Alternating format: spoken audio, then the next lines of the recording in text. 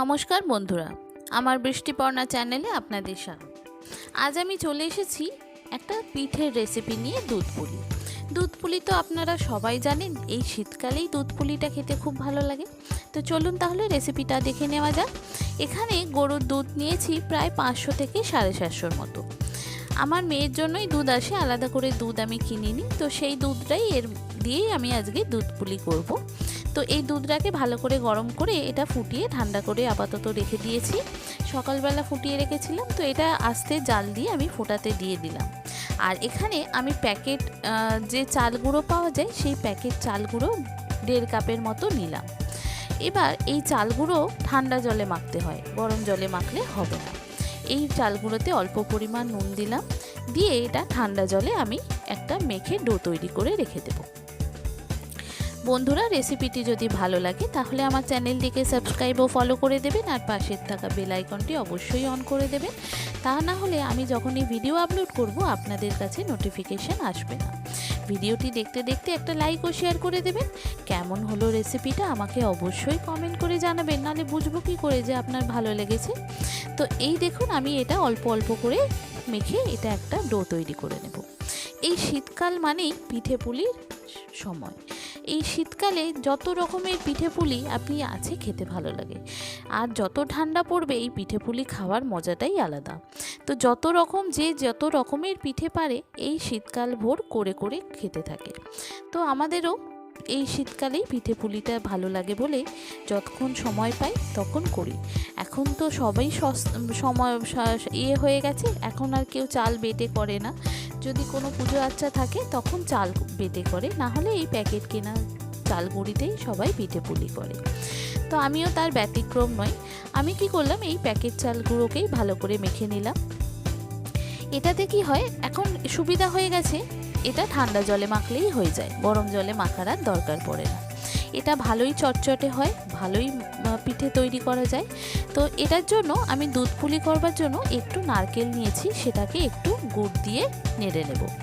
এই নারকেলটা গুড় দিয়ে নেড়ে নিলে কি হয়, এটা ভালো টেস্টি হয়। আর নারকেল কোড়াটা আমি আজকে আর দেখালাম না, এটা করে নিয়েছি দুপুরবেলায়, আমি সময় পেয়েছিলাম তখন করে নিয়েছিলাম। নিয়ে এটা গুড় দিয়ে আমি একটা ফ্রাইং প্যানে বসিয়ে দিলাম। এটা খুব বেশি চটচটে হওয়ার দরকার নেই, একটু জাস্ট গুড়ের সঙ্গে একটু ভালো করে হয়ে গেলেই, পাক হয়ে গেলেই এটা নামিয়ে নেব।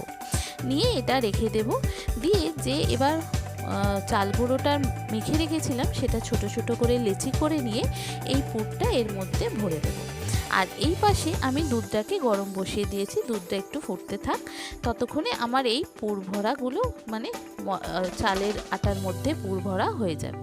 এবার ছোট ছোট করে, যত ছোট পারবো সেই ছোট ছোট আকারেই এটা করলে খেতে ভালো লাগে। দুধ পুলিটা যত ছোট হয় তত মানে এক গালে যদি চলে যায় তাহলে খুব ভালো হয়, এত সুন্দর দেখতেও হয় আর খেতেও খুব ভালো হয়।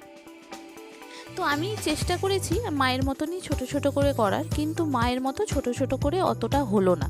কেন, একদম ছোট ছোট করে করা আমার পক্ষে সম্ভব নয়। আমার মা যেমন ছোট ছোট করে দেখেছি, এক গালে একটা পিঠে আপনার চলে যাবে, কোনো অসুবিধা হবে না খেতে। তো এইভাবে দেখুন আমি ছোট ছোট করে করার চেষ্টা করেছি। আর এই দুধ পুলিটা এই শীতকালে এত সুন্দর খেতে হয় গরমের থেকে, আবার এই শীতকালে দুধ পুলিটা বাসি খেতে খুব ভালো লাগে, একদম ক্ষীরের মতো হয়ে যায় আর খুব সুন্দর খেতে হয়। আর গুড় দিয়ে নারকেল দিয়ে করা থাকলে তো আর কথাই নেই। তো সেইভাবেই আমি চেষ্টা করেছি মায়ের মতো করে করার। তো এইভাবে ছোট ছোট করে আমি এক একটা করে নেব। দেখুন আমার হয়ে গেছে, খুব বেশি করলাম না, অল্প। আর এদিকে দুধটাও আমার গরম হয়ে গেছে।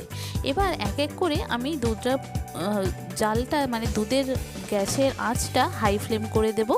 দিয়ে এবার এইটাকে আমি আস্তে আস্তে ছেড়ে দেবো এক এক করে। এটা কিন্তু এখন নাড়া বেশি চলবে না, এটা নাড়তে গেলেই কিন্তু ভেঙে যাবে যেহেতু নরম আছে। এবার এটা আস্তে আস্তে যখন সিদ্ধ হয়ে যাবে তখন এটা গ্যাসের ইয়েটা কমিয়ে দিতে হবে, একটু গরম হয়ে গেলে এটা গ্যাসের ফ্লেমটা কমিয়ে দিতে হবে। দিয়ে এটা আস্তে আস্তে ফুটতে দিতে হবে, এটা আস্তে আস্তে ধিমি আঁচে হবে। আর যে নারকেলটা আমার পড়ে রইলো, যে পুর করার যে নারকেলটা, সেই নারকেলটা আমি এখানে শেষে দিয়ে দেব। তাহলে যখন দুধটা ঘন হবে এই নারকেলটা পড়লে মুখেতে খুব ভালো লাগে খেতে।